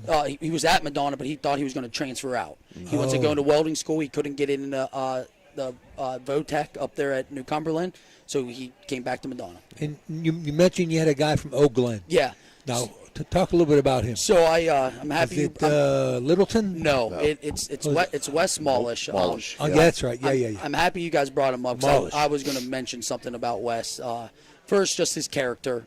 He's an extremely high character, high standard. He puts himself, sets the bar extremely high. He's a hard worker. I personally believe this, and I'm not just saying this because he's on my team. He's the best player that the Valley doesn't know about. He's been hurt for 3 years. He's 6'3", 210 pounds. He can run. He can catch. He's going to run the middle of the football field, and he's finally healthy. This kid's big, strong, fast, and he's a leader. I'm blessed to have him in our first year. I promise you, he's going to anchor our defense, and it's going to be hard to run the football in West. Wow, very good. That's exciting. Yeah. That really is. A couple other names coming back. I mean, you mentioned, you have 7 totals. Colton Griskovich was a big contributor last year. Andre Crossland, KJ Ward, Dominic Maple, Logan Brown, Trent McCartney. Yeah. So, I mean, all solid guys to start building your program from. You're one scrimmage in. You said you had Magnolia. Do you have another one tomorrow, Friday? No, we got one tomorrow. We're traveling down the 16th Street Field to play Wheeling Central, the Maroon Knights, who's going to probably have 55 kids dressed. Wow. We're excited for the opportunity. Been there. Yeah. My last year at Steubenville Central, we were dressed in. I think we dressed 21 for the playoff game first round. And who we draw in the first round of the playoffs? Kirtland. They come 90 guys strong on their side. So, yeah, I've been there, Coach. But, hey, just come out healthy. Come out healthy. That's the plan, Yeah. But when you talk about a couple of those names that you mentioned, obviously let's start up front.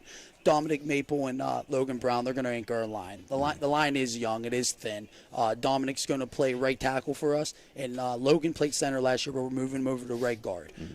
Trent McCartney was one of the seniors you named. He played safety and wide receiver last year, and when you've got a small school, low numbers, you're looking for volunteers, right? Yeah. One thing about Trent, he's just a tenacious, aggressive kid. I always said, Trent, if you're a wrestler, you'd be a hell of a wrestler, really, really good. And he volunteered, and he's our center. We got a 165-pound center that's going to snap the ball and fire off and try to get low and get some leverage. Pull, hopefully, absolutely. I won't give too much away. And then you get to the left, and then right now there's 2 names, DeCarry and Snodgrass. They're fighting for that left guard position. And then another good volunteer was Ben Lazier. He's about 6'1", 175. He's more than likely will end up probably progressing into like a wide out tight end position, but he's big, strong, and we're going to play him some left tackle, and we're excited to have him. So, and then when you get to the outside, I think when we say why we feel so confident having a freshman quarterback, and you got names like Colton Griskovich, Andre Crossland, KJ Ward, now Wes Smallish too. Colton, he's going to run some seam route. He'll run our X or Y, get him out wide. Plus, you got to try to get him in the sweep game, pitch game, reverse game. I mean, Colton's got a blazing speed. Good head on his shoulders too. And I'm an emotional football player, emotional coach. He's an emotional guy, and we just love having Colton. And we tell him, wear those emotions on your sleeve. Just don't give us flags, but wear them on your sleeve. And then Andre Crossland was a guy. I felt that last year I wouldn't say underutilized. He just didn't get his opportunity as much as he probably deserved. He was 8 or 9 catches. The kid's 6'3". He could dunk a basketball from underneath the hoop. I highly anticipate Andre being one of those guys, too, that people aren't familiar with in the Valley, that we're going to get Andre the football. I mean, the kid's just too athletic. Even when you get down in the red zone, I bet any team. Can he run? Yeah, he can run. And he's once he gets going, he's got big, long strides. But I'd see him getting a lot of jump balls. I mean, you throw it up, Maddox gets in a tough set spot, pump it to Andre. And then KJ's going to run some slot for us. But one name that wasn't mentioned is our junior Matthew Gear. I don't know if you guys seen that kid play. That kid in the Magnolia game started with the white shirt. By the end of the game, it was torn off. I swear, it was insane. He plays D end, and he's going to play some halfback and Y for us. not surprising. I saw him in baseball, and I mean, you talk about get the uniform dirty. I mean, I'm telling you, But I was impressed with his size and his athletic ability, seeing him in baseball. So. I'd call him and Molish. I keep saying you guys are gonna be my Bash brothers from the Mighty Ducks this year. Just. So all this speed, are we looking at a spread? Oh yeah. We're gonna be in a spread. We'll have multiple running backs. I actually got like a three-headed monster. I feel like we're not going to just have one lead back that's going to carry the ball 200 times for us. We got a freshman in Connor Card who was very skilled and he's very shifty, extremely quick. I see him getting 7 to 10 carries. We're going to run the ball with Molish, get him out too. We're going to get Gear in the backfield. Obviously, as the pressure comes, we're going to have to keep that running back in to block, as well. Like you said, we got a thin line and a 165-pound center. You know where the heat's coming. I mean, right. So yeah. So just let everybody in on or know what's coming up for you. Then, as you said, you scrimmage Wheeling Central tomorrow night, and then your opener will be on Friday, August 30th, and you'll open up against Wellsville. So you get a chance to see them. This Friday. What? They don't play Central on the 30th. On next Saturday, do they? Yeah. We'll be covering that game. Well, I'll be the guy with the red nose up there. So, again, last season Madonna defeated Wellsville in their opener 32-0, so that's what you have on the horizon. Tony, you have anything else for Coach? No, I don't. I've enjoyed it. Yeah, no, I appreciate what you guys do. Like I said, this is great. I hope I can come back. I hope you guys continue to build this up, and I think the kids deserve it. They work really hard. Us coaches work hard. You guys work hard, and at the end of the day, we all get to watch football on Fridays. It's great. That's right. Yeah. We got the best seat in the house. Oh, yeah, we do. Trust me, it's a little bit more relaxing for me doing this than it was being on the sideline. I told you that's why I officiate basketball. I get the best seat. I'm right underneath the hoop. Yeah, I don't have everybody yelling at me though. So you just don't gotta care. Just don't care. So that's been head coach John McCune of the Weirton Madonna Blue Dawns. Coach, best of luck. We'll talk to you next week. Yeah, appreciate it. We're going to take a short break, and we'll be right back with Chris McCarthy, a new owner of the Harp and Habit. Everhart Bove Funeral Home, they believe you should take care of your loved ones while you still can. Pre-planning at Everhart Bove ensures that your family won't have to worry about the stress of final arrangements during this most difficult time. More importantly, they won't have to worry about how they'll pay for it. Visit Everhart Bove Funeral Home today and discover all the affordable options available. Everhart Bove Funeral Home, Wintersville, Richmond, and Burgolds.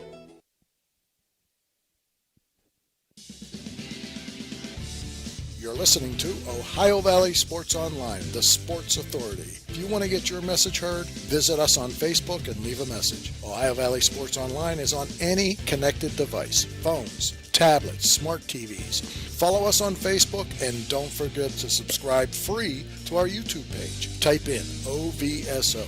You will get immediately notified the instant we go live with our next broadcast.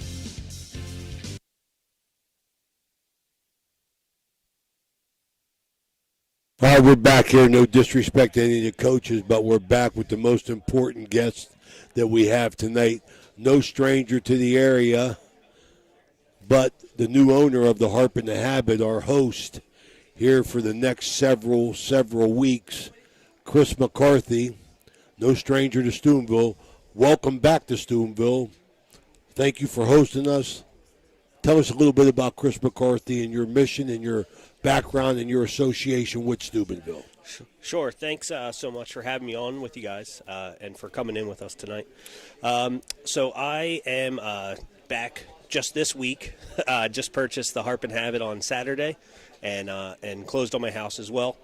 I'm living in Toronto up on Route 213 there and returning to a town that I've been a part of for about 25 years. Started coming out here when I was 15 with some of my older siblings as they went to Franciscan, and I've loved the town ever since. So when the opportunity opened up for me to come back and purchase this restaurant, my wife and I jumped at the chance. It's a really special area for a lot of reasons, but to me, some of my best friends are from Steubenville and lived here their whole lives, and there's just a class of people here that you don't see everywhere, and so I agree with that. You know, in the world we're living in today, it's good to be around like-minded people and people that are, cut from the same cloth. Absolutely. Well, your association with the university, I mean, we do the men's and women's basketball games, and we have a Paul Carpellotti, who I've known since 8th grade. His family's been tied in with the university for, I believe, 75 years now. Wow. And then Franco would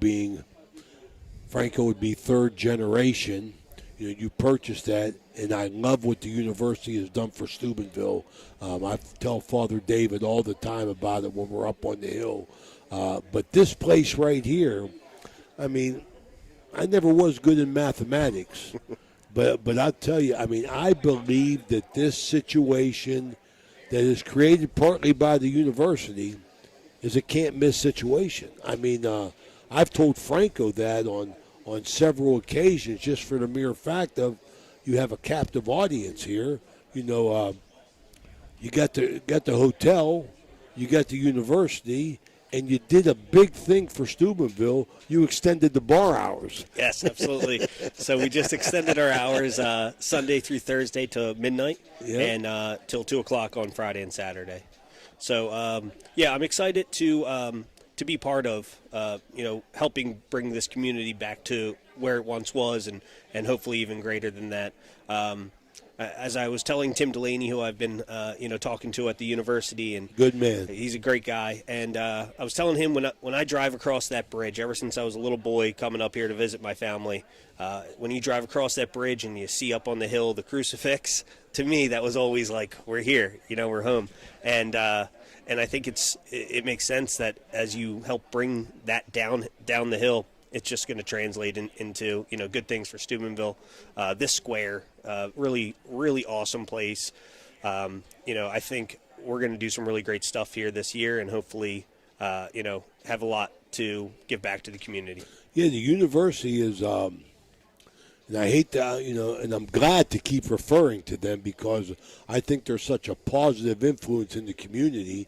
And the biggest move that Steubenville can be appreciative of is the university came off the hill. Yeah. The university came off the hill and is interactive of what's going on.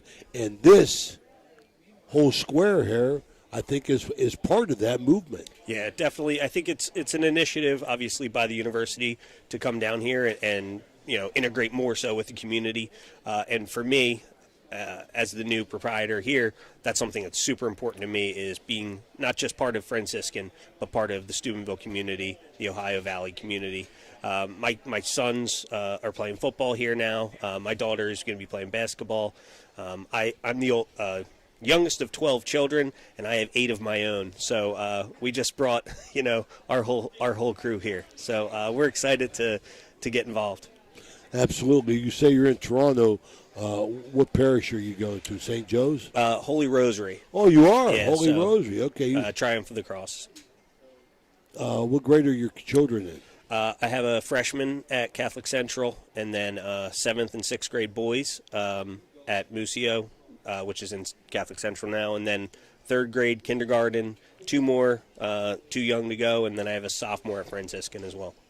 Well, you never stop being dad, so That's right. You got a big jump on it. You don't stop being dad until you become grandpa. So that's a great thing. But I can't tell you much, Chris, how much we appreciate you supporting us, allowing us, and the great hospitality that you're giving us here, carrying on with what Franco Carpellotti did. And we want to welcome you aboard and thank you for everything. We'll see you every Wednesday for a while. Appreciate it. Okay, that's Chris McCarthy from the Harp and the Habit, new proprietor and the newest citizen of Steubenville, Ohio. Thank you all for listening. This has been brought to you by the Harp and the Habit, Ohio Valley Sports Online. We'll see you next Wednesday, but remember, we're going to be back on Friday night as Steubenville High School host Archbishop Columbus. And then on Saturday, as Catholic Central opens up their game against Wellsville. We'll see you then. For everybody here at Ohio Valley Sports Online, Dan Vogel, Tony Lelly, Steve Daly, Jimmy DiCarlo, Chris McCarthy, I'm Ray Saccoccia. We'll see you Friday. Stay well.